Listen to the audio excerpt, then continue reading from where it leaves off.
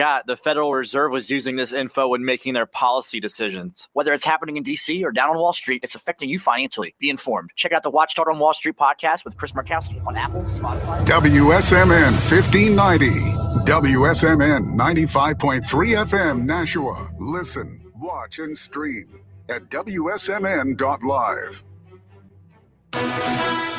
This is a special report from ABC News, Your Voice, Your Vote. I'm Dave Packer. Vice President Kamala Harris delivering her concession speech from Howard University one day after former President Trump was projected to be the winner of the 2024 election. Earlier today, I spoke with President-elect Trump and congratulated him on his victory. I also told him that we will help him and his team with their transition, and that we will engage in a peaceful transfer of power. The White House says President Biden spoke by phone with Vice President Harris and congratulated her on her historic campaign. He also spoke to President-elect Trump and congratulated him on his victory and invited him to the White House to meet. And there's also more talk about Congress. Now, in terms of the Senate, ABC News projects that Republicans have won the majority. Too soon to make a determination on the House. This is ABC News. 10 states had abortion rights on the ballot. 7 of those voted to expand access. More from ABC's Elizabeth Schulze. This is especially notable in Missouri, where the total ban there will now be reversed. On the other hand, in Florida, voters failed to meet a 60% vote threshold there, so they did not pass the measure. Its 6-week ban will stay in place. Voters are also keeping in place a total abortion ban in South Dakota and a 12-week ban in Nebraska. Tuesday's results essentially end a win streak for abortion rights advocates. A judge has refused to stop the nation's third scheduled execution by nitrogen gas in Alabama. Carrie Dale Grayson scheduled to die November 21st for the 1994 killing and mutilation of a hitchhiker when he was a teenager. British health officials say they've identified 4 cases of the new, more infectious version of Mpox that first emerged in the Congo. It's the first time the variants caused a cluster of cases outside of Africa. Scientists stress the risk to the public remains low. Dave Packer, ABC News. Oh no, stomach issues again? Stomach issues? Who are you? Your pancreas. I could be the real reason for your diarrhea, gas, bloating, stomach pain, or loose oily stools. I thought it was my stomach. People often do, but any of these symptoms could mean having a condition called exocrine pancreatic insufficiency, or EPI. With EPI, the pancreas doesn't release enough enzymes to break down food, but EPI is manageable. Use the symptom checker on identifyepi.com and speak with your doctor. That's identifyepi.com. Sponsored by AbbVie. Hi, I'm Angie Hicks, co-founder of Angie. When you use Angie for your home projects, you know all your jobs will be done well. Roof repair? Done well. Kitchen sink install? Done well. Deck upgrades? Done well. Electrical upgrade? Done well. Angie's been connecting homeowners with skilled pros for nearly 30 years, so we know the difference between done and done well. Hire high-quality, certified pros at Angie.com. The views and opinions of the following show do not reflect those of WSMN, its owners, and/or associates. Welcome to the Common Sense Conservatives, a political discussion group about current events and other government-related matters every Wednesday evening from 7 to 8 p.m. Right here on WSMN 1590 AM, WSMN 95.3 FM, and streaming live on wsmn.live. Making sense of the inverted reality we are subject to every day, the Common Sense Conservatives are here to help bring you back to reality. Now, your hosts, Chris Wyatt, Todd McKinley, and John Grosvenor. Hello, everyone, and welcome to the Common Sense Conservatives. Man, I do not know if I want to sing Queens, We Are the Champions, or if I want to sing Frankie Valli and the Four Seasons, Oh, What a Night, but I'm going to spare you the pain of having to hear that. Guys, how's it going with you tonight? Todd, shall we start with you and see how things went in Tennessee? Yeah, went very well. Trump obviously won the state. Republicans, swept all the seats that they were supposed to sweep in our state. Loved it. I'm glad it was called last night versus, us waiting day and day. I said, if it's not called by sometime early Wednesday morning, I said, you look for it to be stolen somewhere, some way. In some of those precincts where they were kind of waiting, like in Georgia, for example, why it took so long to call there, because of the Atlanta area. Pennsylvania took a while because Philadelphia and that area, and I'm sure the colonel could probably talk a little bit more about that. But Love the outcome. Glad I was able to go to bed at a reasonable time, knowing that Donald Trump was the president, and of course, waking up this morning knowing that it's almost over. The great nightmare of the past 4 years is almost over. Awesome. Hey, Chris, how you doing over there in Pennsylvania, brother? I'm doing fine. Can you guys hear me okay? Yeah, you sound a little hoarse there.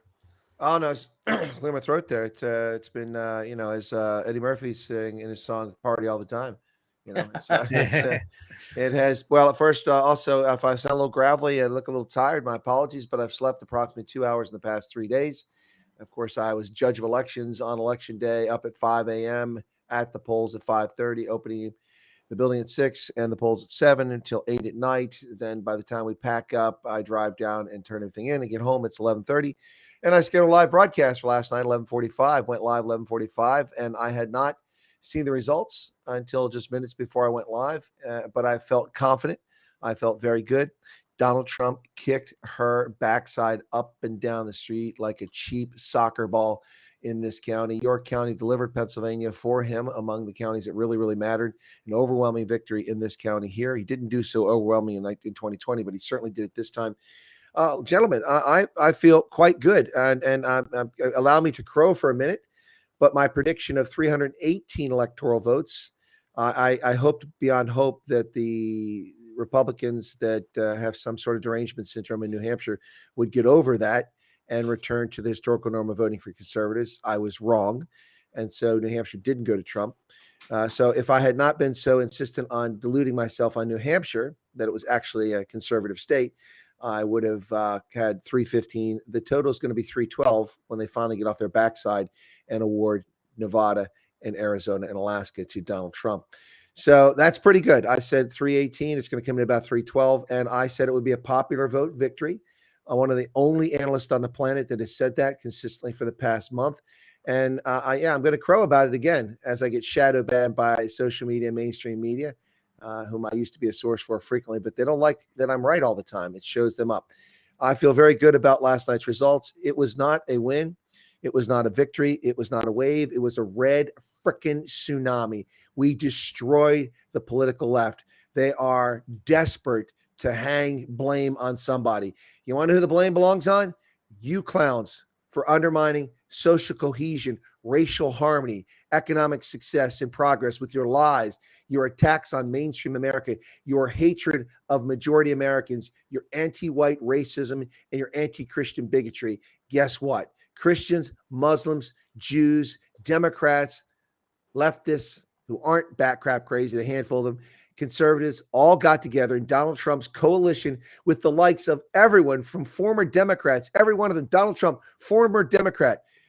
We've got Elon Musk, former Democrat. You've got Robert Kennedy Jr., former Democrat. Tulsi Gabbard. The entire influential part of the Trump campaign are people who were forced out of or left the Democratic Party because they are demonic. They are twisted. They are sick. They are cancer. They are boiling society. And I am in a good mood, gentlemen. yeah. With me after last night. I tell you what, that was kind of an emotional roller coaster, I think. As far as New Hampshire goes, we got our trifecta, I believe, with the state House and Senate and governor. Ayotte did win hers by a large margin against Craig. Wasn't thrilled about Ayotte, but more happy to have her than Craig any day. I'll take what I can get in this matter.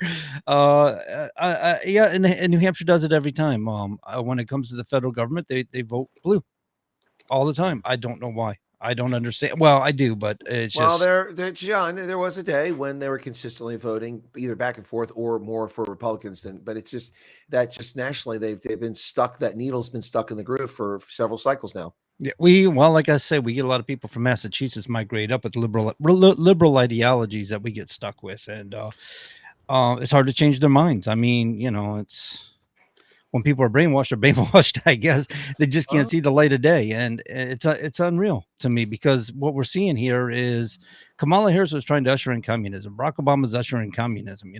They're trying to make this a communist nation by all means, and they're fighting for it. And you heard it in her concession speech today. She's conceding to to Donald Trump. She's not conceding to the issues or their ideologies. So, and they intend on fighting them. And that's what we're going to see for the next 4 years, guys. We're going to see the left hammering on Trump again, constantly hammering. We're going to see the lawfare. We're going to see the hammering of on course. him. We said this from the outset. I mean, I'm surprised the lawyers weren't at the courthouse at 9:00 this morning with it already. It's coming, and they're going to dispute close races, but it can't change it, so it might slow it down. But the treasonous conduct will begin already within the bureaucracy amongst those who work for the government. We're going to see. But let me share this before we go any further. This is important. Listen to this. This is where they lied to us. It's time. Look, I'm not saying that we shut down media, we take away their license, but there needs to be consequences for the fraudulent conduct of the media trying to influence and affect these elections. Okay, we were told endlessly that Latino voters were hateful of Trump, especially after the Puerto Rico comment by the comic that nobody ever heard of. This election, compared to 2020. In 2020, Latino voters, based on exit polls, 65% voted for Joe Biden.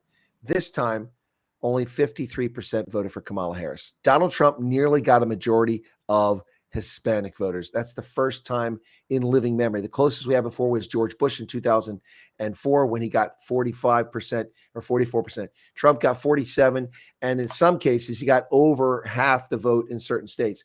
Young voters, we were told there's an age gap. The young are turning out in droves for Kamala Harris, and I said that's nonsense. 60% for Biden in 2020, 55% for Trump. He gained against young voters. Women, we were told endlessly for the past week about the age gap. Donald Trump has a deficit. Women are going to bring this thing home for Kamala Harris. He has a 16-point deficit amongst women. Well, that was a lie. In 2020, Joe Biden was 57. She got just 54% of women. Trump nearly broke even with women. And the Republicans, this is the most telling. Last three stats, guys, and we go on. Conservative voters. I thought that Donald Trump couldn't possibly do better finding more conservative voters. I mean, in 2020, he had 85% of conservatives vote for him. In 2024, 89% of conservatives voted for Donald Trump. He upped the ante. White evangelicals, how could he possibly do better? That's who rode him to victory in 2016. In 2020, he got 76% of evangelicals. This year, Donald Trump took home 81% of white evangelical voters.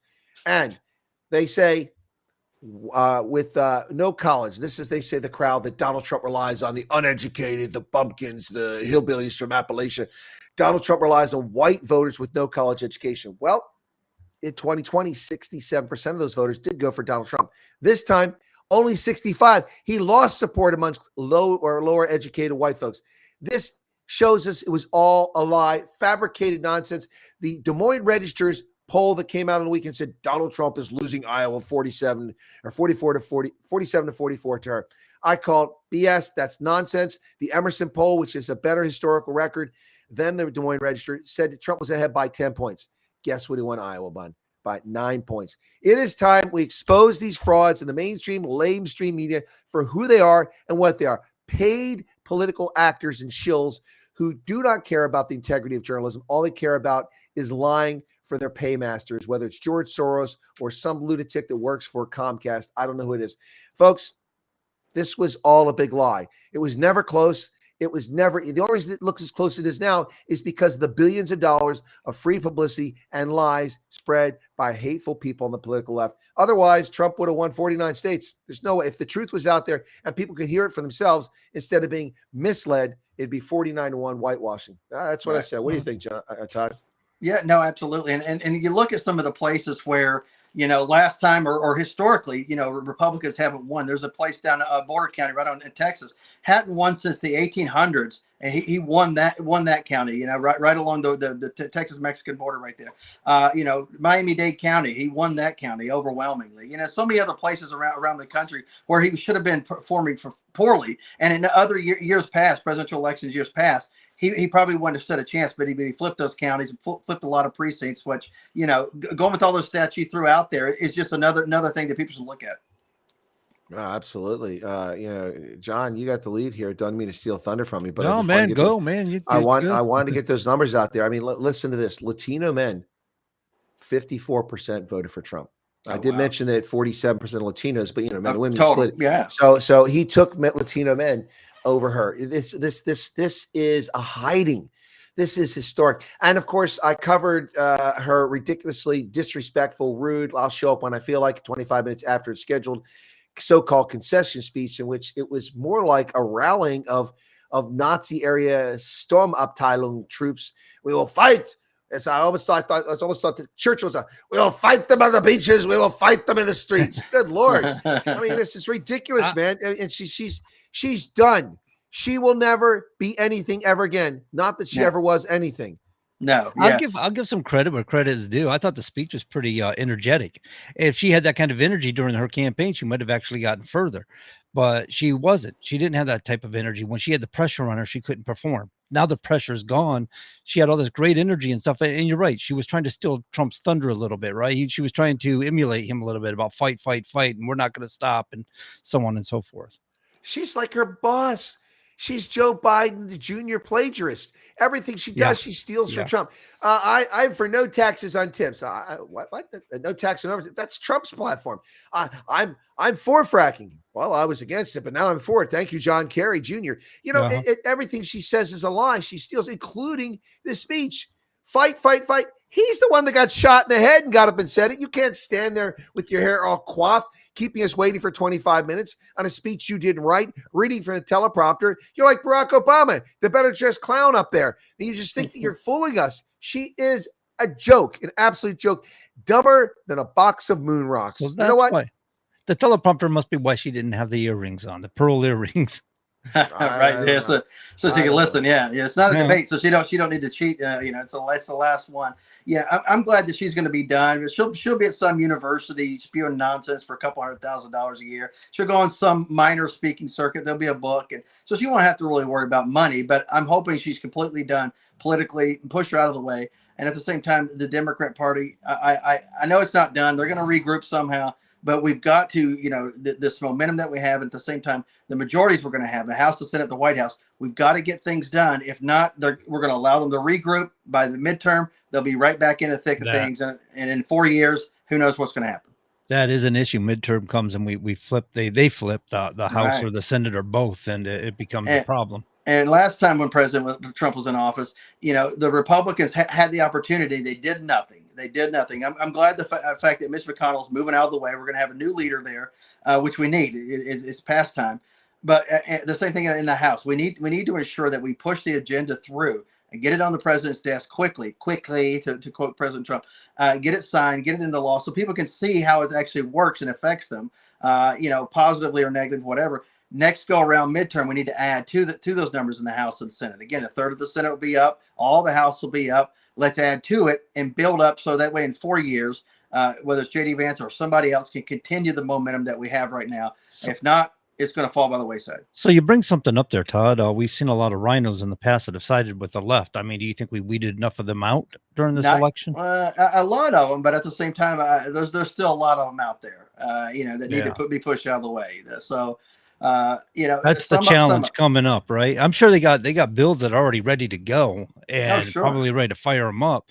But the challenge is getting their own fellow Republicans to join with them and get on board with it. We have a lot of chameleons too that are out there, so we got to be careful with them. Snakes in the grass. Yeah, snakes in the grass. Listen, gentlemen, there's going to be a lot of talk about we should be humble in victory. No, we have a mandate, a clear and unambiguous mandate. It is time to end this nonsense. And this started, as I've said many times, and I believe we had this conversation on this program, this started in Virginia with the rape of a high school girl by a biological male pretending to be a girl in the bathroom, raped it, and then the school board covered it up. And when the father found out about it, he went to the school board meeting, and he was accosted and arrested because they didn't want to tell the truth about their criminal negligence. Guess what? That's what helped propel Glenn Youngkin to the governorship, to the mansion in Virginia. And that's when America began to wake up to the corrosive, sick, twisted, demented, demonic nonsense going on in this country as it encroached upon them. And then it took a little bit longer for Americans to wake up until they found people in their neighborhood at their voting station, like yesterday, who can speak English, who are retirement age, drawing benefits out of our tax pocket, not young immigrants working here. I have 50 people from a South Asian nation show up in my poll yesterday. 38 of them couldn't speak English and required language assistance. and they're American citizens, apparently, allowed to vote. Now, there's nothing wrong with that in particular, but why are people in their 60s and 70s who we're paying Social Security to, who have never paid in the system, living here, getting grants from us, voting in our elections? Oh, by the way, 2/3 of them voted for Trump. But anyway, that's another story. But yeah. One more thing. Pennsylvania. This is why we don't need to be humble. President Trump, Republican. Senator McCormick is still ahead. If they just call this darn race, we're going to flip another one. And Bob Casey will be out on his ear after 27 years of sucking off the government teat, Republican. Then we have Attorney General Dave Sunday, convincing win, up by 5 points over the Democrat. He will be the next Attorney General with a Democratic governor, a Republican. The Auditor General, Republican, big win, 6-point win. And the state treasurer, Stacey Garrity, all Republicans. It's a clean sweep. Good. And if the House races, I haven't looked in the last couple hours because I was out, but earlier in the House races, we had 2 races left that are going to flip very close for Republicans. And Scott Perry, former chair of the Freedom Caucus, my representative, had been on knife's edge but was winning. I heard that he's been declared the winner now. I don't know if that's true. If that's the case, that means that of the 17 representatives in the House of Representatives, remember in 2022, the reason that the Democrats took over, or in 2020, was because of Pennsylvania alone, because they did the redistricting and they changed it from a 12-6 Pennsylvania delegation to a 9-9, and those 6 seats are what swung this thing back in 2020 to the Democrats. But the Republicans will have a 10 Republicans, 7 Democrats in there. So this is a wipeout. This is a disaster. They are done. They're toast. They're history. Man, we have gremlins. Someone's banging around again. Man, what's going on? Who's wheedling in our transfer in our broadcast? So is this the Chinese? Who is? I'm not sure because I've been sitting still, so it hasn't been my squeaky seat. Yeah, no, yeah, my street's not squeaky. I don't move. So.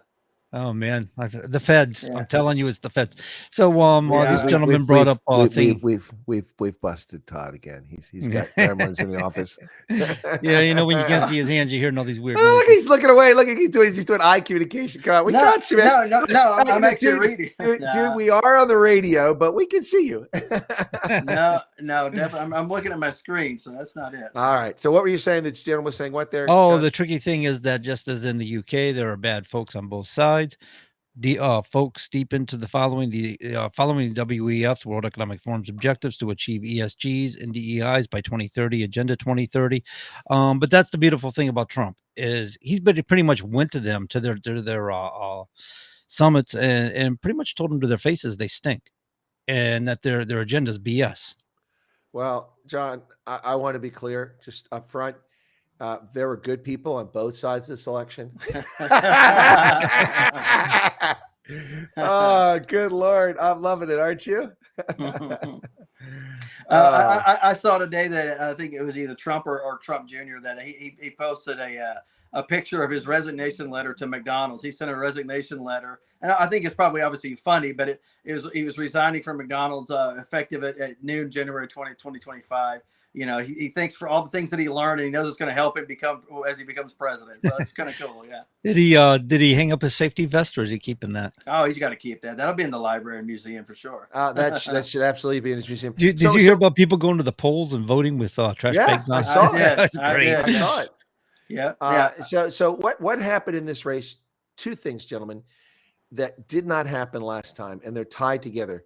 Number 1, Twitter silenced conservatives and centrists in the build up to the last election. They silenced them, and they used the excuse of COVID with misinformation, lies, and all of the nonsense. And so Twitter, which remains a vile space with people attacking people left and right, but it was open for everyone this time. And when the district attorney in Lancaster County, Pennsylvania, did a press conference for 7 Athens and said that they had identified 60% of a batch of 2,500 voter registrations were turned in by a Democratic canvassing group on the last day. When that hit, we, independent media, could get that word out without being censored and deplatformed, and that got out and people heard about it. So people were on alert for shenanigans. This time, Twitter was a place where everybody could talk, and you could get real news there. Yeah, there are probably some loons and conspiracy stuff, but a cogent adult who is lucid can sift through that nonsense. And the other thing that happened in this race is that, what was it now? I've lost track of what I was trying to say. It was that one. Anyway, but so that was the big thing. Twitter was available, and we were able to actually get the truth out there. But there's a second one. I'm having a senior moment. Maybe come back to me in a few minutes. All right. I do try to listen to some of them spaces on Twitter, but I have a hard time with it. Some of them are just incredibly boring and just, oh no, I'm not talking about the live feeds. I'm just talking about posting on Twitter.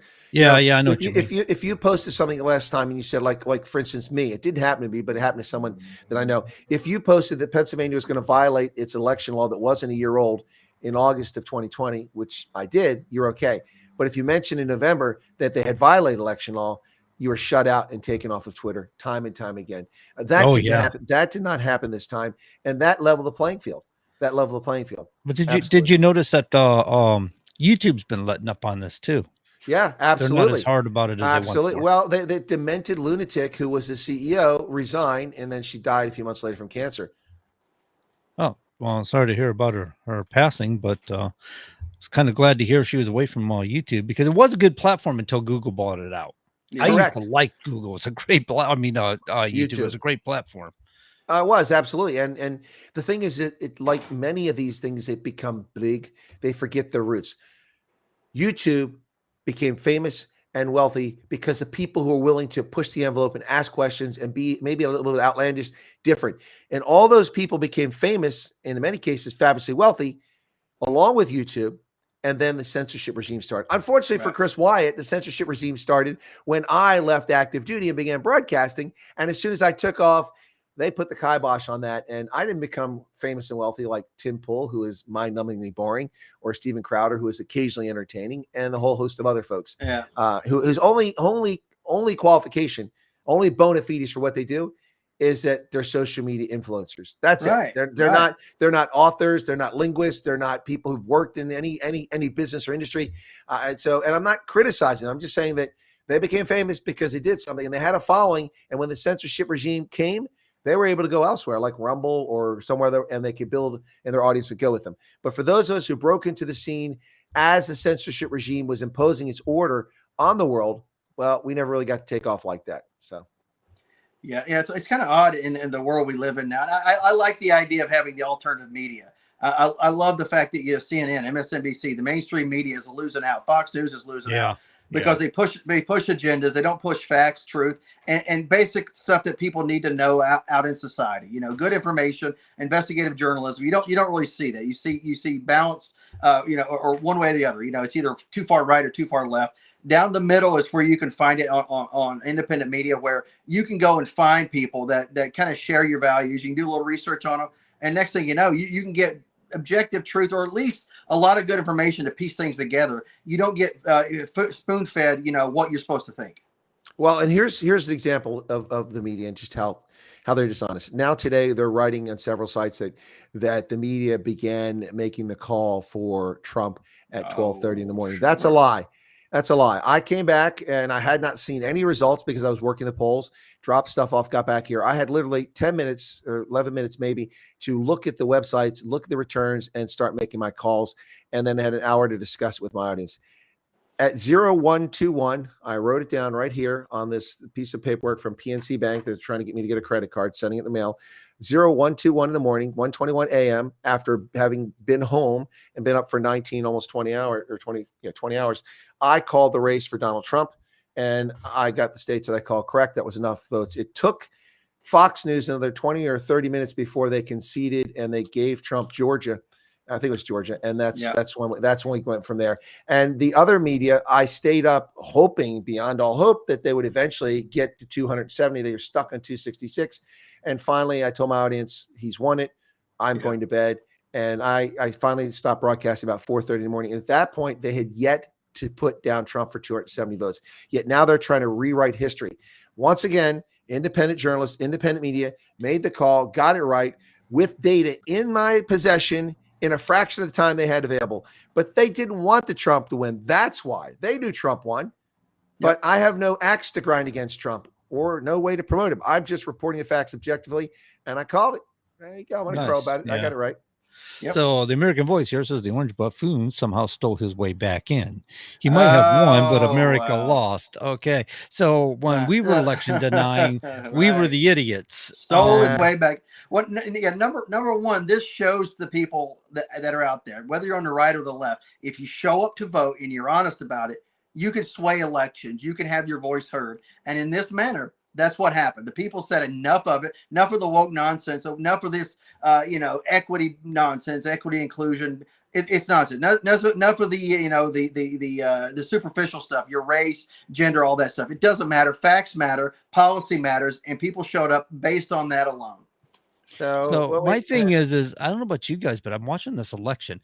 And it was kind of like almost like the Super Bowl when it first started, because the numbers just kept jotting back and forth, and it was getting kind of crazy. I remember Billy, he was watching it with me. We were doing a Patriot Repair Network, and so we were doing a live election coverage, and he was getting really nervous about Pennsylvania because the way it was going blue and how it was running, but it was early, but it was fun. It was really, really fun, like watching the Super Bowl. So, like, my team's got the ball. My team lost the ball. My team's got the ball back. My team's lost the ball, But the thing about this election is going back to 2020, it dragged out so bad. Things were so chaotic. It was messy. It was sloppy. We knew something was wrong. This went around really, really smooth.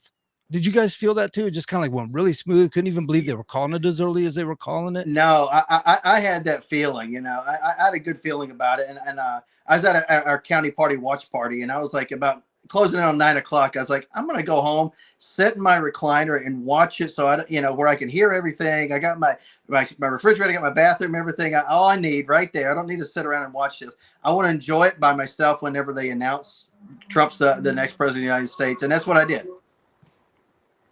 So Emmanuel Gingrich is on here laughing his butt off, saying Tim Pool is definitely not boring. He's one of the leaders of the podcast YouTube. Yeah, no, he is boring. He's mind-numbing. I don't know what's with the beanie. What's he covering up there? And he really is wrong on so many things. And he's got no bona fides. But if you enjoy him, that's your prerogative. Joe Rogan is also mind-numbingly boring, but I know that I'm in the minority in that people somehow are just lured into Joe Rogan. To me, he's still that boring, fix-it guy from news radio. Yeah, I don't sit around and watch Joe Rogan, start to finish, but I do watch the clips. I like the fact that he has different types of guests out there. He's off on some of his thoughts on some things, but he allows people to kind of formulate their own thoughts and opinions on things. And I do like the variety of guests. And he doesn't just have, run-of-the-mill nonsense, but he has people that you wouldn't see on mainstream networks too. So I do kind of like that. And I like anybody who does a podcast like that. Bring on people on the left, right, whatever, especially if you're going to talk politics. Let them talk, ask questions, and go from there. I do like that. That's having a discussion, right? Instead of one-sided. That's what's supposed to be done. Yeah, I like long format interviews anyway. It's just my that's what's supposed to be done. I do the same thing. That's what's supposed to be done. So he's doing what he's supposed to do. I just don't find him that compelling. I mean, look, I'm not against him. I've watched and listened to Rogan on occasion. He's interesting, but frankly, just don't find him compelling. So when you listen to somebody who's at your level and you're not learning anything from them, or you're not, you know what I mean? It's really not compelling, right? It's like, okay, fair enough. Like I had my friend used to call me up. He says, John, I need to know some information about this. Just feed me some information, because doing a live video. Now I go back to try to watch his live video. I'm going, I can't stay here. I'm not entertained. There's just nothing there for me. Yeah, well, not entertained, but just not feeling part of the conversation, engaged. I guess maybe that's part of it. Yeah, look, again, I'm not attacking Joe Rogan, and maybe people can infer that I'm attacking Tim Pool. I'm not, but I mean, Tim Pool, I try to listen to that guy. I find people far more compelling that are lesser well known on YouTube and other social media. But anyway, whatever. Again, those people had the advantage of YouTube needed them to grow. Sure, and they grew with YouTube, and they created great niche things, or great ecospheres in their place, and it's fantastic they did that.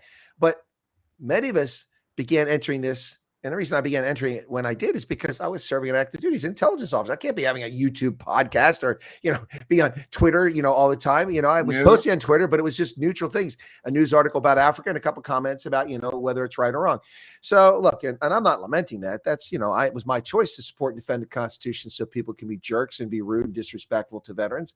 That was my prerogative. I didn't have to serve in uniform. I'm just saying that it's interesting that I don't know how we got on this thing, but how people follow some programs. But there was another comment here. Let me go back to the guy. Was it the so-called American Voice who thinks the orange pumpkin is somehow stole it? Listen, I don't know if the guy's trolling or not, but this is what I'm finding rich and entertaining, and I am going to eat this stuff up for candy. And I've already started with TikTok, making videos. I'll be making lots of memes and calling out these clowns. You ruined my relation with my father. Oh, he showed his true colors. He's a racist. Oh my gosh. The demented lunacy of the leftists. Look, I did do a report earlier today, guys. John, I don't know if you saw it. See, again, suppression of my media.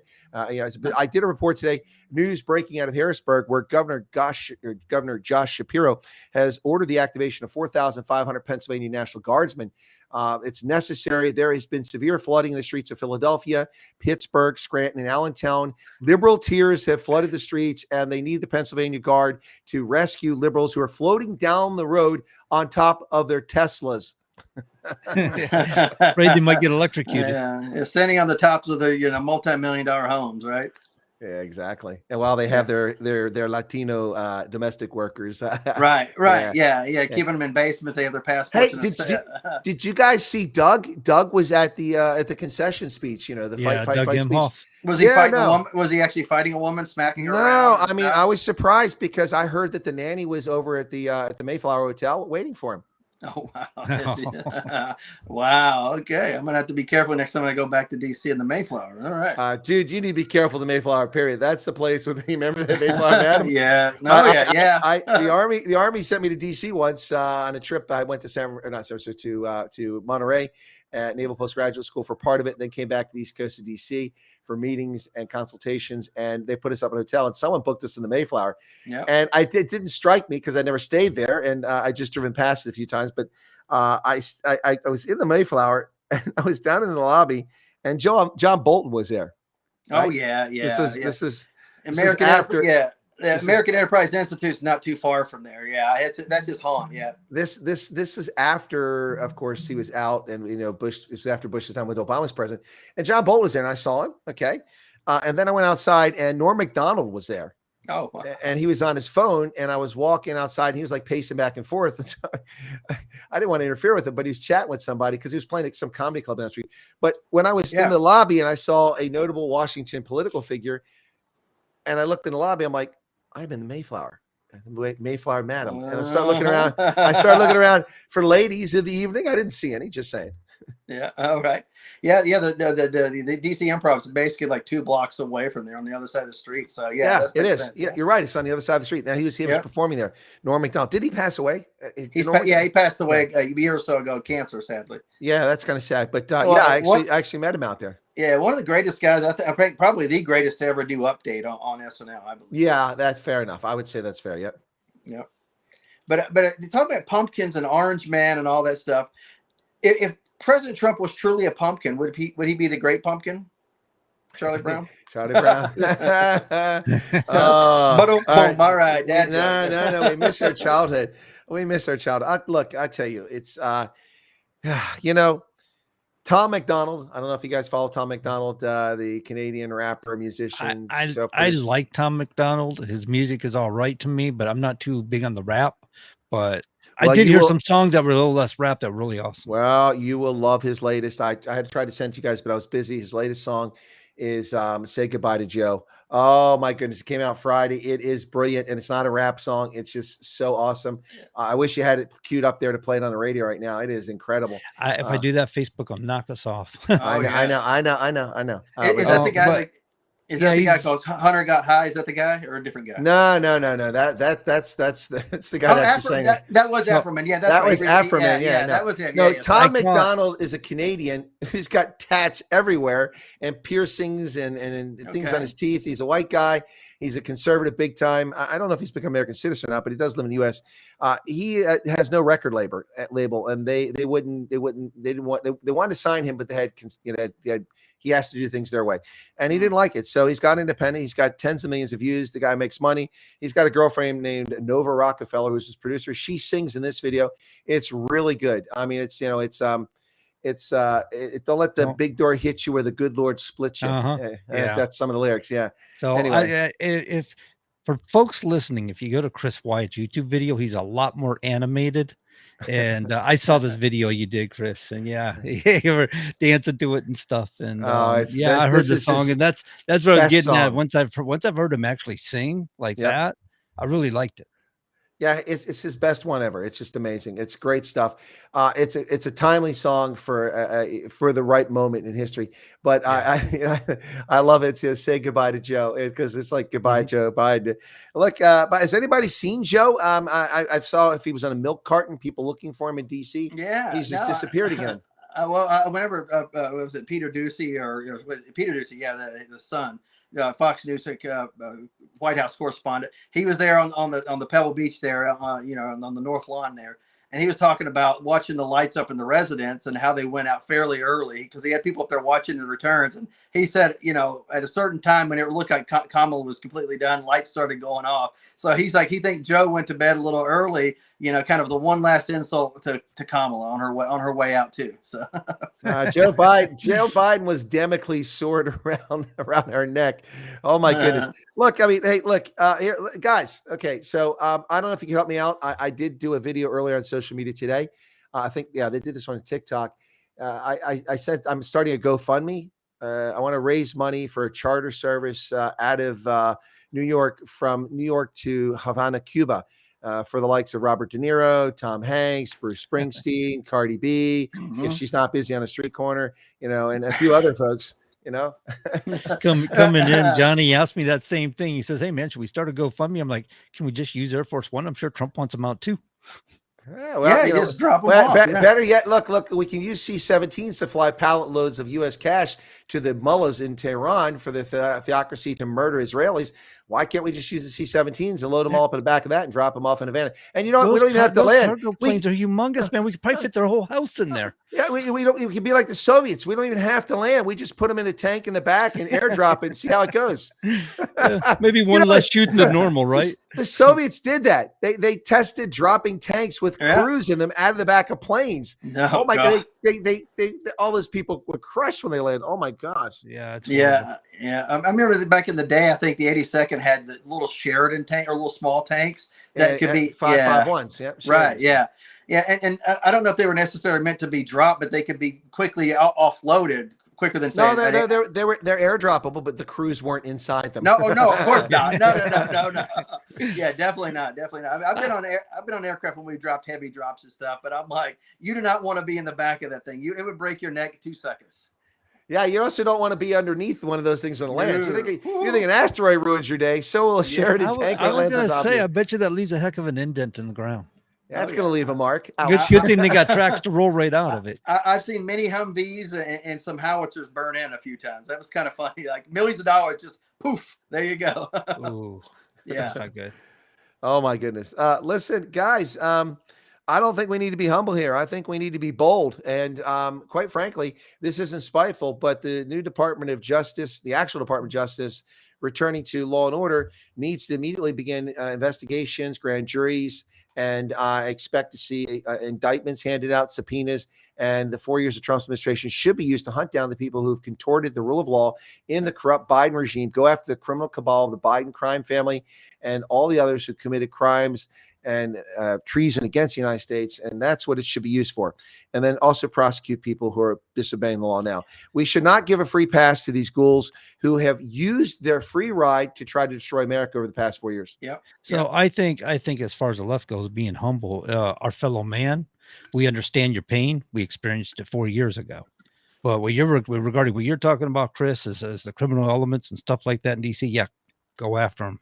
Well, John, humble. They call us garbage. Humble, they call us Nazis. Humble, they call us racist. Humble, they call us homophobes. They call us all the things that they actually are, and they get away with it because they control the media, they control academia, they control our public schools, they control our corporate boardrooms. They are sick, twisted, demented lunatics, and the cowards who are not leaders, who run these organizations, who allow this cesspool of toxic bigotry and hatred against Americans, especially majority of Americans. So are you saying everybody on the street that you came across with gave you the bird, or you just mean the Oh, media man. and people in politics. I'm talking about the demented leftists who live in parts of this country and Yeah. who control this country. It's, while those of us went about our business building families, defending the nation, building businesses, raising kids, building our communities, behind the scenes, right in front of our eyes, Yep. they were undermining social cohesion and order. The 1619 Project, the original sin of American slavery. What a crock. I'm sorry. When the United States became a country in 1776, which country in the world did not have slavery? Not a single one. Which country in the world had made an effort to end slavery? Not a single one. Not until the early part of the next century, after the Brits lost the war, did Wilberforce and the Brits begin an abolition movement in the United Kingdom. And the Brits began to enforce a naval blockade of slave runners off the west coast of Africa. Not until then. And didn't they do it more or less at the beginning of that because of economic issues within their own country? Am I right on that, or am I missing something? Well, there was an economic thing here, but there genuinely was a strong abolition movement in the United Kingdom that was pushing for this. It's funny to listen to people, the leftists of the 21st century. The reason that people have the norms that they embody or that they embrace is because we made them the norms. It is the Western world who said that slavery was repugnant. It is the Western world who said that racism is repugnant. Now, to be fair, 19th century Europeans are the ones that introduced the concept of modern racism. So, but it was awesome. Anyway, the point here is that, it's absolutely amazing, but we do not need to be humble while these people destroy the truth. The United States was not founded on slavery. It's just another country that had the institution. And we took steps immediately to end it once we went to the Constitution. In fact, before we went to the Constitution, the first territorial expansion of these United States was the inclusion of the Northwest Territories under the Northwest Ordinance Act of 1787, land acquired from the Brits. Of course, we didn't ask the Shawnee and the other Indians, right? The Winnebagos, we didn't even talk to them. But from the British Empire, they gave us the Northwest Territories, which formed 5 states: Ohio, Michigan, Indiana, Illinois, and Wisconsin. That Northwest Purchase in 1787, before the Constitution was even written or ratified, banned slavery into perpetuity in that territory. Never once was one of those states legal to own slaves. That's the first time we expanded. Yes, after that, we had to compromise, the Missouri Compromise, one slave state, one free state, but we wouldn't have had a country otherwise. So this concept of America's its original sin being slavery is simply a lie by racist and black supremacists. Honestly here, I'm getting a little tired of this. 78% of the people in the NBA with the starting minimum salary of $1 million a year, guaranteed rookie salary, are black, but we're systemically racist. The NFL, I watched briefly the Colts the other night, and there was only one player on the defense, and he was only on there for one play, and there are only 2 players who are white who are on the offense. It's used to be 65% black, but now it's almost entirely black in the NFL. And I'm not arguing for or against that. I'm just stating the facts. Stop telling me this, that, and the other. Not a single commercial I turn on has a white actor that features in a commercial. Right. Not even erectile dysfunction. We don't even get erectile dysfunction anymore. Well, that's a good thing, I guess. But you think about this, and you look in the stands, and you look at people who are buying all these jerseys and all the merchandise. It's a lot of white people wearing a lot of black people's jerseys, and you're going to say they're racist. I'm like, let's not do that. They're making a lot of black people very wealthy. Again, like you said, you're not attacking the NFL or the NBA because people are good at sports or whatever. But at the same time, who are going to the games? Who are buying the high ticket prices? It's a lot of white people in those stands. So let's stop it with the nonsense with racism. When there's real racism or sexism, let's point it out and let's all be outraged together. But let's not make it up where we have to be like, where's the racism here? I don't see it. Oh, you're blinded by your white privilege. Nonsense. Yeah, well, that is a racist statement in of itself, white privilege. I actually kind of felt like BLM and this sort of rhetoric that you guys are talking about, the ideology behind it was to elevate black people over white people in the United States of America. Well, that was my take on it. That would be black supremacy. That's exactly. What it is. That's what it is. Yeah. Black supremacy is as evil as white supremacy. We all come into the world the same way, although a few people come in via C-section, but most of us fly down the chute and we're born, and we're on this earth for a period of time. And hopefully it's a long and wonderful and productive time, an enjoyable one and successful one, but it isn't always. There are challenges and tribulations as we go along. but we all leave this world eventually. I know that Ponce de Leon was looking for the Fountain of Youth, but I haven't seen him rightly. Although, in one of my videos the other day I did pre-produced, people were talking about something highly implausible. And so I thought about something highly implausible. And I said, they were trying to convince me of this, that, and the other. I said, look, you're right. Anything's possible. I heard that Elvis Presley is alive and well. He's living in Mauritius. And so I took some AI generated images of an 89-year-old Elvis Presley from Mauritius, and I posted my video. Hug a burn in love. Huh? There he is. Yep. Proof. It just stuns you guys. You don't know what to say about that. Yeah. Well, now I'm not wondering, is Elvis alive? Is Sinatra alive? Is Hitler alive? All these people, are they still alive? I don't know. No. Well, Joe's not alive. Who is that guy they think is actually a living Elvis? He sings in a Arkansas preacher. Yeah, I know you're talking about, but he's like 15, 20 years younger than Elvis. So he's like, I'm not. How do you know? How do you know? Maybe he got a birth certificate of somebody else. Well, the guy is he's much younger, and plus there's provenance on this guy going back. So when Elvis was alive, and there's records. So yeah, it's a great conspiracy theory. Everybody wants the king to still be alive. Right. Yeah. There's a point where it's just not possible. So. It would be 89 today. I checked the age. It would be 89. Well, but I'm saying, like, for other people, people like Hitler escaped, maybe, but he'd be dead here regardless. I remember way back in the 1980s, they were talking about these guys that visited South America. Say, I swear I saw him. Hitler was there. I saw him.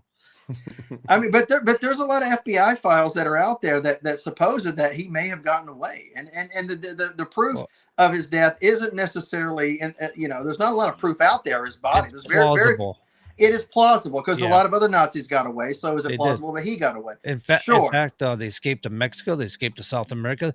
There were some of them that actually escaped here in the United States. In fact, I think about 10 years ago, didn't they find one of them that was in his 90s or something? Right. Well, there was one guy. He was a POW here, and he escaped from the POW camp toward the end. And of course, he was found many, many years later, living here just as an American citizen. And I guess I think they refused to deport him or anything like that because he had been POW, got away. It was a good American. I think all the charges were dropped. But I watched a documentary about that. So interesting. It is. It's quite fascinating to think that could actually happen. This time. Yeah, absolutely. Well, the Odessa network is what got the Nazis out of Europe, typically using Red Cross passports through Italy, through the port of Bari, and over to Latin America, into Argentina and places like that. Yeah, now a lot of Nazis did escape to Latin America because there are a lot of fascist regimes in Latin America had similar ideas. And there had been a significant number of ethnic Germans who had migrated to South America in the late 19th and early part of the 20th century. So there were some established networks there. And we had, of course, Josef Mengele lived, he lived there for years, and they never did get Mengele. He did die eventually, but they did hunt down Adolf Eichmann. And Eichmann's story is pretty amazing. He lived pretty openly over there. People knew who he was, and then the Mossad snatched him. They took him back to Israel, and actually, it's a couple really good movies about that story. Yep, absolutely. A lot of good documentaries. Is it plausible Hitler escaped? Sure. Likely? I don't think so. Yeah, I don't think so. Yeah, no, Hitler was. Thanks. You just took it from me, man. He was holding on to that one. Yeah, but but Elvis is alive and well in Mauritius, man, and he sends his love.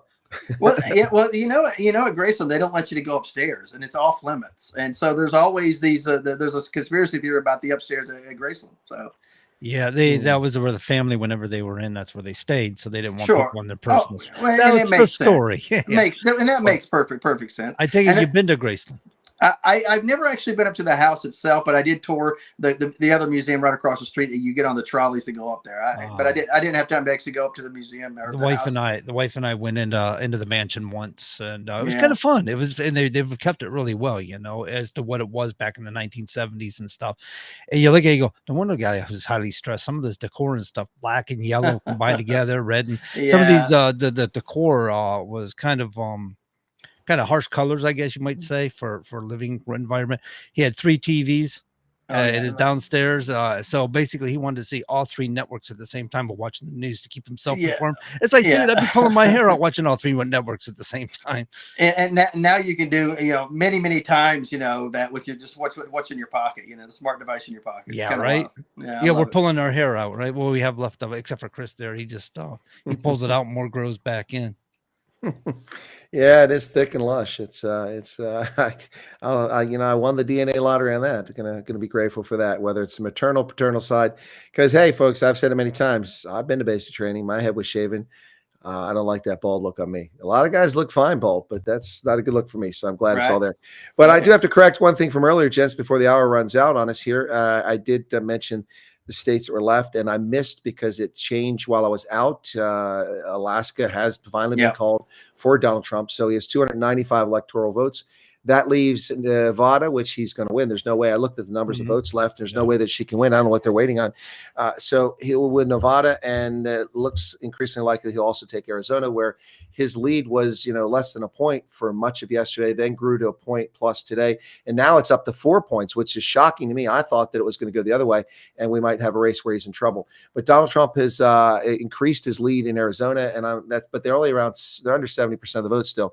So we can't say that's going to happen. But should those two go his direction, that'll be 312 electoral votes. Woo. Not bad. Not bad. You have roll up almost 100-point electoral win there. I think that's a great day. And of course, like you said, he does have a mandate going back this time.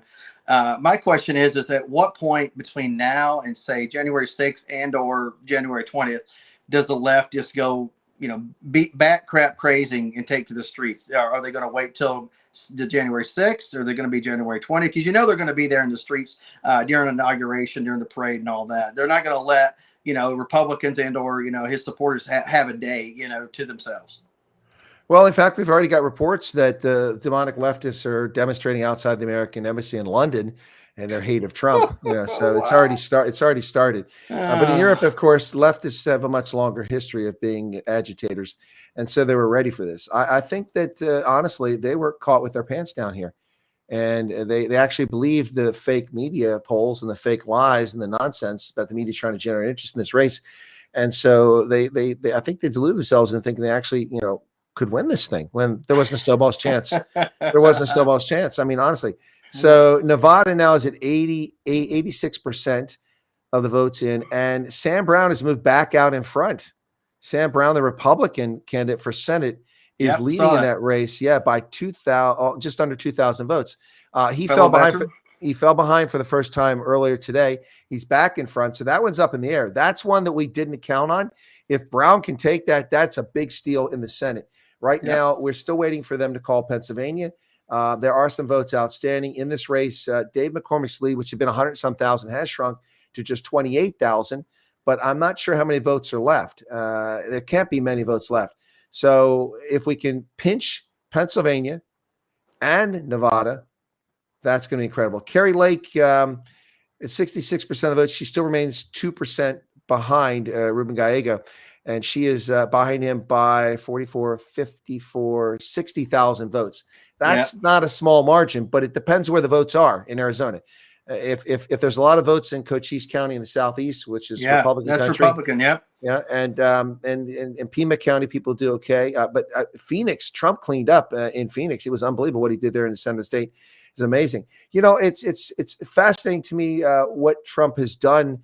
If you look at this, I don't know if you've probably seen the viral meme of Jake Tapper. When I was actually watching that last night, I was jumping around when that moment when it happened, when John King was explaining to me, he said, so the question is Kamala Harris doing better than Joe Biden did? And so they pull up the map and said, okay, well, significantly better. They say 3%. So they just, that's an arbitrary thing. So here are the places in the country, in the counties where Kamala Harris is doing 3 points better than Joe Biden did in 2020. So they pull the map up. And Jake Tapper's like, what about Pennsylvania? And he's like, nothing. What? Nothing. Not a single. She performed worse everywhere. Donald Trump closed the gap everywhere he had to. He also closed the gap, and that's why, as I predicted, he will win the popular vote. This is incredible. They can't complain, with exception of Michigan. Every single state that Donald Trump has won, he's won with 50+ majority. He didn't win a minority, have a plurality. He won a majority in all the states. He won them outright, except Michigan, which still has a few votes outstanding, but I don't think he's going to make the 50. It's 49.9. And then the other thing is he wins the popular vote. So they can't cry about that. They stop whining about the Electoral College. Question. What happened to the 81 million votes? Okay, at the risk of in comparison to 2020, We were down about 16,700,000 some odd thousand votes overall. Right. Now Okay, think about this. but if you look at the last 4 presidential elections, Yeah. you will see that the Democratic candidate never got above a 61 to 65 million threshold, except in 2020. All of a sudden. And Yeah, the Republicans have gone up in popular vote every single one of those elections. Well, not this one. We're still at 72, so he hasn't gone above 2020 yet. But there's still votes coming in, so we'll see. So rightfully, I mean, Donald Trump won 74, almost 75 million votes in 2020. Correct. So if they were going to cheat it, they had to get above that.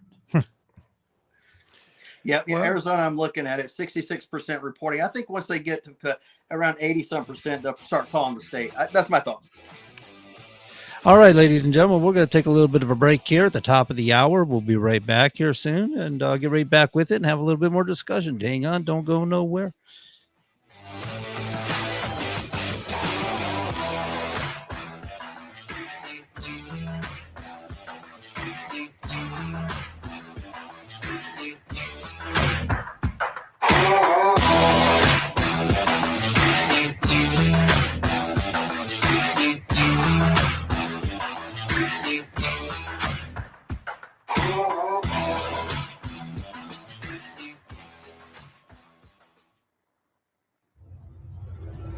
WSMN 1590, WSMN 95.3 FM Nashua. Listen, watch, and stream at wsmn.live. This is a special report from ABC News, your voice, your vote. I'm Dave Packer, conceding defeat. Vice President Kamala Harris striking an optimistic tone. Let us fill the sky with the light of a brilliant, brilliant billion of stars. The light of optimism, of faith, of truth, and service. Speaking this afternoon at Howard University, where she watched the election returns last night. In his victory speech, President-elect Trump recognizing what's being called the greatest political comeback in U.S. history. It's a political victory that our country has never seen before, nothing like this. At 78 years old, Trump, the oldest candidate elected to office, and now only the second president to ever win 2 non-consecutive terms. This is ABC News. With Trump heading back to the White House, will aid for Ukraine dry up? Ukraine's President Volodymyr Zelensky was one of the first world leaders to congratulate President Donald Trump. Zelensky on X calling Trump's victory impressive and expressing hope for continued U.S. support. The speed of Zelensky's message underlining the uncertainty whether Trump will continue strong U.S. aid to Ukraine. He has previously said he will end the war in 24 hours through negotiations with Vladimir Putin, some fearing Ukraine could be forced into an unfavorable peace. Zelensky saying he hopes to congratulate Trump in person soon. Patrick Reevell, ABC News, London. 2 Kentucky police officers shot and wounded at a mental health center. Details of what led to the shooting haven't been disclosed, but Bowling Green police say the injuries are non-life-threatening. Lawmakers in Louisiana back for their 3rd special legislative session this year. The issue would hand tax reform and a $700 million budget hole. Dave Packer, ABC News. This statement has not been evaluated by the FDA. This product is not intended to diagnose, treat, cure, or prevent any disease. When it comes to my lifestyle and diet, I don't always make the smartest choices. Touchdown! Woo! Hey, how about another round and some more chips? But when it comes to taking care of my liver, I do make one very smart choice. Active liver tablets from New Nordic. I used to have real issues with my liver, and at my last checkup, my doc was concerned about my numbers. But since adding a once-a-day active liver tablet, my gut's better, I feel great, and my doctor's happy.